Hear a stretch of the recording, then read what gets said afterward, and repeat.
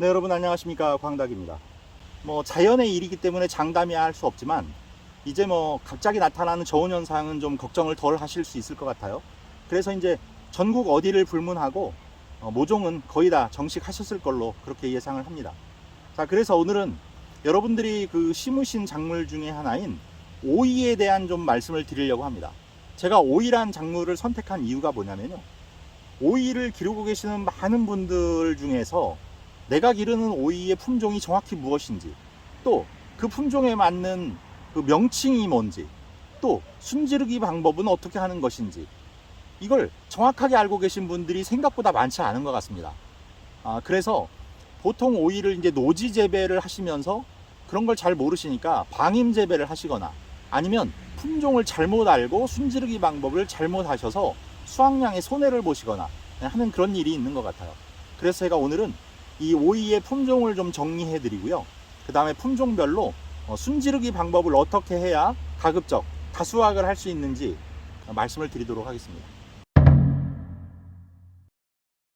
자, 첫 번째로 우리가 가장 많이 알고 있는 품종이 바로 다다기 오이입니다. 다다기 오이는 모양을 보시면 하얀 부분이 많고요, 약간 연녹색 부분과 하얀 부분이 이렇게 섞여 있는 그런 형태의 오이죠. 다다기 오이가 다른 오이에 비해서 좀 단단합니다. 그래서 저장 기간도 길고요, 이런 어떤 표준 재배에 의해서 재배를 좀 규격화시켜서 할 수 있는 장점이 있는 오이입니다.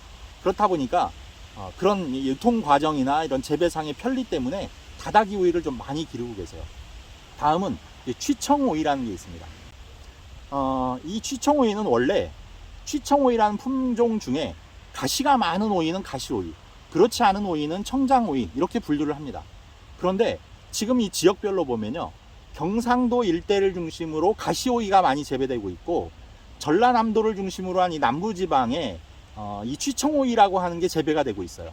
그러니까 이게 마치 서로 다른 오이처럼 이렇게 인식이 되고 있는데, 물론 형태는 다르죠. 그런데 지금 말씀드린 것처럼 취청오이라는 품종 안에 가시가 많으면 가시오이, 없으면 청장오이, 이렇게 분류를 하는데, 그냥 지금은 어떻게 하다 보니까 전남 지역에서 기르고 있는 가시가 덜한 그 품종을 취청오이, 경상도 일대와 또 강원도 일대에서 기르고 있는 이 가시오이를 그냥 가시오이 이렇게 나눠서 불러버리고 있는 것 같아요.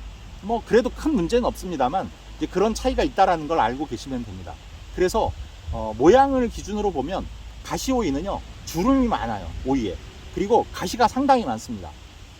청장오이, 그러니까 취청오이, 전남 쪽에서 기르고 있는 이 취청오이는 그 가시가 좀 덜하고요, 주름이나 이런 게 없습니다. 자, 이렇게 이제 분류를 하시면 되고, 또 하나 여러분들이 이제 많이 잘못 알고 있는 품종 하나가 바로 노각오이입니다.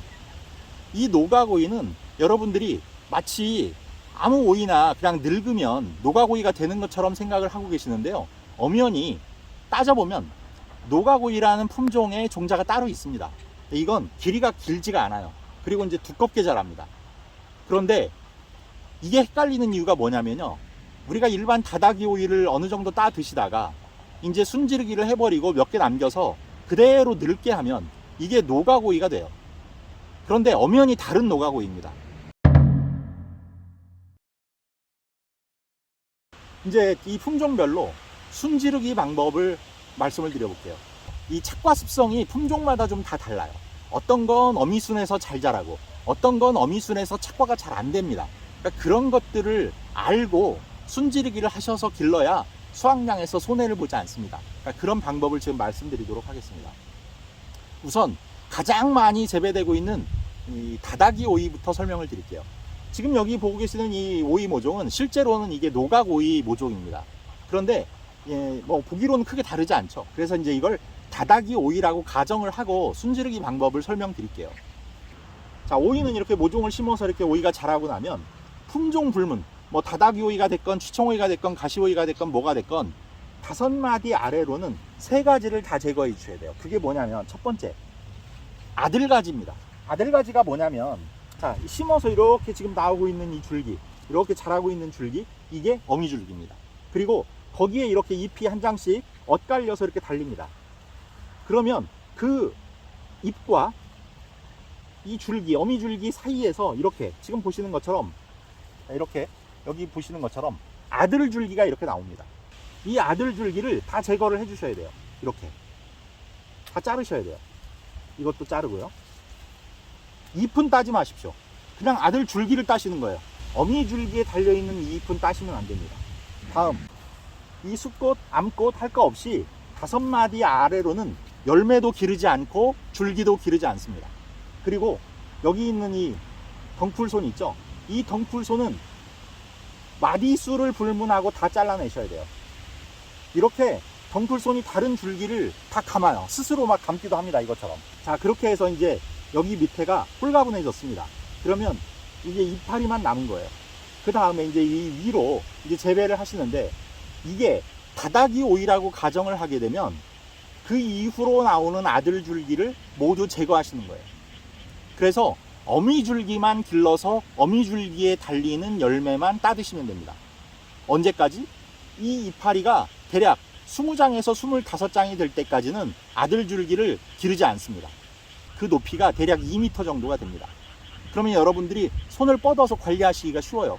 딱 그 정도 높이가 됐을 때 이제 어미 줄기를 잘라버리시는 거예요. 어미 줄기 순지르기를 하신다는 거죠. 성장점을 잘라버린다는 뜻이에요. 어디서? 20장 내지 25장 정도를 재배하셨을 때. 그 다음에 이제 이 겨드랑이에서 아들 줄기가 이제 나옵니다. 왜냐하면 성장점을 잘라버렸기 때문에 어미 줄기에서 아들 줄기를 또 내게 돼 있어요. 그러면 그 아들 줄기에서 열매를 또 다시는데, 나오는 아들 줄기마다 열매를 1개 내지 2개만 다세요. 그리고 나서 그 아들 줄기도 이파리를 1-2장만 남기고 잘라버리시는 겁니다. 그렇게 되면 대략 많게 여러분들이 베스트로 딴다라고 하면 대략 40개 내지 50개까지 따실 수 있어요. 그런데 이거 절대 쉽지 않습니다. 노지에서는. 시설 재배에서는 가능할 수 있는데 노지에서는 참 쉽지 않아요. 그 안에 뭐 녹균병이 오든지 뭔가 문제가 생깁니다. 특히 장마철을 넘겨야 되기 때문에 그런 문제가 생기고요. 또 매일매일 이걸 관리하실 수가 없다라면 사실 이렇게 관리하기는 힘들어요. 그러니까 그런 분들도 어쨌든 이렇게 하실 수 있을 만큼 하시다가 그 다음부터 어쩔 수 없으면 그냥 방임하시던지 하면 됩니다. 어차피 다닥이 오이는요, 장마철이 넘어가면 이제 재배가 어려워요. 이게 너무 이제 병도 많아지고 또 늙어버리고 해서 열매가 달린다 하더라도 이게 구부러지거나 제대로 된 열매가 안 달립니다. 이제 이번에 이 오이들이 가시오이라고 한번 가정을 해보겠습니다. 이번의 경우는 어떻게 하냐면 어미 줄기를 길러서 어미 줄기에서도 열매를 따세요. 그리고 아들 줄기가 나오면 아들 줄기를 자르지 마시고 아들 줄기를 받으세요. 받아서 거기에서도 열매를 1-2개씩 다세요. 방법은 똑같습니다. 1-2개씩 달고 나서 이파리를 1-2개 더 단 다음에 거기를 잘라버리시는 겁니다. 아들 줄기를. 그러면 어미 줄기에서도 열매가 달리고 아들 줄기 나오는 거에서도 1-2개씩 열매를 동시에 다는 거예요. 그래서 동시 재배를 하시는 겁니다. 이게 가시오이입니다. 가시오이의 종류에는 어떤 게 있냐면, 여러분들이 이제 이렇게까지 가면 좀 어려워질 수 있는데 삼척개, 또 흑진주개 뭐 이런 품종들이 있어요. 이런 것들이 바로 가시오이입니다. 이런 것들은 어미 줄기에서의 착색률이 조금 낮아요. 보통 40%에서 60%밖에 암꽃 발생률이 안 나옵니다. 그렇기 때문에 아들 줄기에서 열매를 달아야 수확량을 확보하실 수가 있어요. 그러니까 지금 말씀드린 방법으로 어미 줄기와 아들 줄기를 동시에 기르시되 아들 줄기를 하염없이 기르지 마시고 열매 1-2개 다신 다음에 잘라버려서, 물론 이파리 1-2개 남기시고요, 잘라버리셔서 수확을 하시면 됩니다. 그리고 수확하고 나면 그 아들 줄기는 제거하시면 됩니다. 자, 그 다음에 이제 이게 노각오이라고 말씀드렸죠. 이제 노각오이에 대해서 말씀드릴게요. 노각오이는 방금 한 방법과 비슷한 듯 하면서도 좀 다른 게 뭐냐면, 노각오이는 어미 줄기가 자라면 어미 줄기를 대략 한 7마디에서 순지르기를 해버리는 겁니다. 완전히 잘라버리는 겁니다. 그러면 아까 5마디까지 다 잘랐잖아요. 그러면 아들 줄기가 그 이후에 한 2개가 더 나오면 그 2개 정도를 받고 열매를, 어미순을 잘라버리는 겁니다. 그러면 이제 이 아들 줄기가 2개가 이렇게 나올 거 아니에요. 어미 줄기가 없는 대신에 아들 줄기 2개를 기르시는데, 아들 줄기 2개를 아까 어미 줄기 설명드린 것처럼 길러서 아들 줄기에서 달리는 그 오이를 수확하시고, 손자 줄기에서 열매를 1-2개 달고 이파리 1-2장 단 다음에 손자 줄기를 잘라버리시는 거예요. 그렇게 하시면 역시 이것도 다수확을 하실 수가 있어요. 이게 다 왜 그런다고 했냐면, 어미 줄기에서 그 착과되는 비율이 낮기 때문이에요. 그러니까 지금 방금 말씀드린 다닥이 오이, 가시오이, 그 다음에 이 노각오이, 이렇게 좀 구분해서 숨지르기를 하시면 되는데 뭐 솔직히 말씀드리면 어느 정도 이론적인 측면이 없지는 않아요. 왜냐하면 노지 재배는 이렇게 노지에서 이 이론을 그대로 적용해서 기르기라는 건 날씨도 그렇고 여러분들이 직접 이걸 다 손질을 하고 뭐 손을 보실 시간적 여유도 되지 않습니다, 사실. 그러니까 아까 말씀드린 대로 할 수 있을 만큼만 하십시오. 그러다가 그 다음에는 이제 방임하시던지 뭐 어떻게 하시면 됩니다. 그러면 이제 여러분들이 오이를 기르시면서 좀 주의하셔야 될 사후 재배 관리 방법에 대해서 말씀드릴게요. 보통 이제 물을 주실 때 초기에는 일주일에 한 2번 정도를 한꺼번에 좀 많이 주시고, 그 다음에는 일주일에 한 서너 번 주실 때 물을 조금씩 자주 주세요. 대신 매일매일 아침 저녁으로 하루에 2-3번씩 주시고 그러면요, 이게 과습해져요. 그러면서 여러 가지 문제가 옵니다. 녹균병이 온다든지 흰가루병이 온다든지 이런 문제들이 생겨요. 이게 과습해지면 그런 문제들이 생기니까 그런 점에서 너무 과습하게 기르지 마시고, 그 다음 오이는요, 뿌리를 넓게 들이는 작물입니다. 얕아요. 그리고 그러니까 사실 이렇게 비닐 멀칭을 해서 재배를 하시면 이 양분을 고르게 좀 주기가 어려운 게 사실 오이인데, 어쩔 수 없이 풀 관리 때문에 이렇게 멀칭을 하죠. 그러면 이걸 군데군데 뚫어서라도요, 중간중간에 추비를 좀 넓게 해주시는 게 좋아요. 왜냐하면 뿌리가 넓게 나가거든요.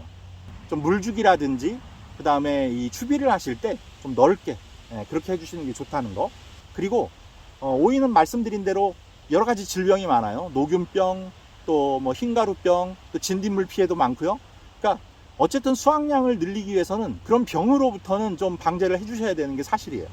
그러니까 어떤 방법을 쓰시건 간에 이 질병 관리, 그 다음에 병해충 관리를 해주셔야 오랫동안 따드실 수가 있습니다. 자, 이렇게 해서 오늘 오이 품종별로 숨치게 하는 방법, 그 다음에 기본적인 재배 관리 방법에 대해서 뭐 간단히 말씀드렸어요. 너무 깊게는 또 말씀드릴 시간이 좀 부족하네요. 시간 되는 대로 제가 또 오이에 대한 영상을 준비하도록 하겠습니다. 자, 여러분들 이렇게 하셔서 올 여름에 이 아주 싱그러운 오이 맛 흠뻑 보실 수 있도록 풍성한 수확하시길 응원하도록 하겠습니다. 자, 구독, 좋아요, 알림 설정 부탁드리면서 인사드리겠습니다. 감사합니다.